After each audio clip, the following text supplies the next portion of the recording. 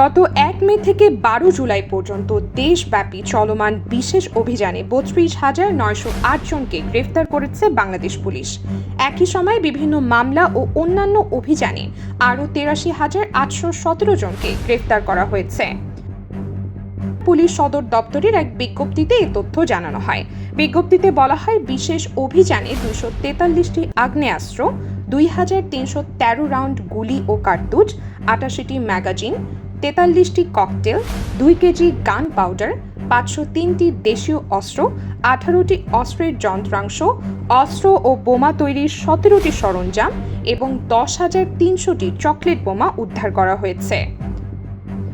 এছাড়া অভিযানে ৭৬,৪০,২৭৬ পিস ইয়াবা, ৮,২৮৪ পুরিয়া হেরোইন, ৩,১৮৬ বোতল ফেন্সিডিল, ৬,৮৩৫ বোতল বিদেশি মদ, ৩৫৪ বোতল দেশি মদ, ৫,৩৩৬ পুরিয়া গাঁজা এবং অন্যান্য মাদকদ্রব্য উদ্ধার করা হয়েছে। পুলিশ সদর দপ্তর জানায়, শুধুমাত্র মাদক উদ্ধারের ঘটনায় ১৪,১৫৭টি মামলা করা হয়েছে। এসব মামলায় ২০,৪৩৯ জনকে গ্রেফতার করা হয়েছে। আয়েশা নিঝুম, নিউজ ডেস্ক, দেশ বাংলা।